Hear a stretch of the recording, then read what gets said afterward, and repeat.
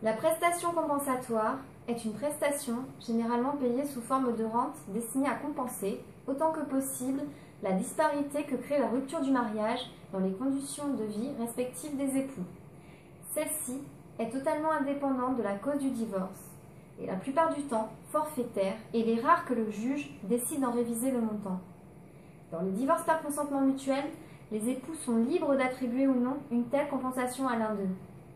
S'ils décident de le faire, ils fixent librement le montant et les modalités d'exécution dans la convention de divorce. Le juge se réserve le droit de modifier le montant de la prestation compensatoire dans le cas où les intérêts d'un des époux ne seraient pas suffisamment préservés. Dans les autres cas de divorce, dits divorce contentieux, la prestation compensatoire est fixée en général par le juge, qui décide de son attribution, de son montant, de ses formes, de sa révision éventuelle.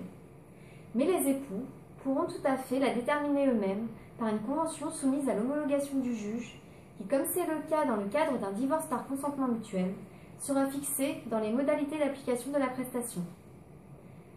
Cette prestation ne vise qu'à rééquilibrer les niveaux de vie des époux et est totalement indépendante des torts éventuels de chacun des époux dans la dissolution du mariage.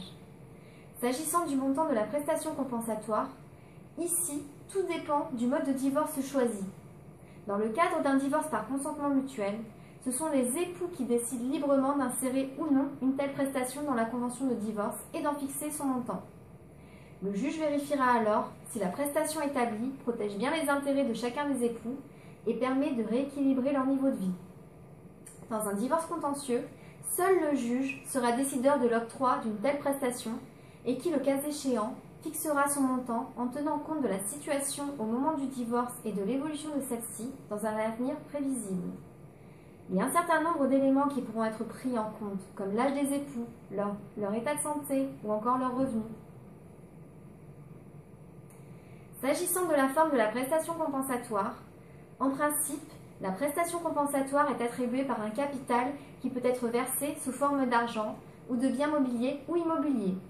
Cependant, en raison de certains éléments, comme l'état de santé des époux, le juge pourra tout à fait décider que la prestation se fasse sous forme de rente viagère. Quel que soit le type de divorce que vous choisirez, nous vous assisterons afin de vous permettre de prendre la meilleure décision concernant la prestation compensatoire. Si vous optez pour un divorce par consentement mutuel, nous déciderons de l'opportunité de prévoir le versement d'une prestation compensatoire dans la convention de divorce et, le cas échéant, de fixer son montant et les modalités de versement.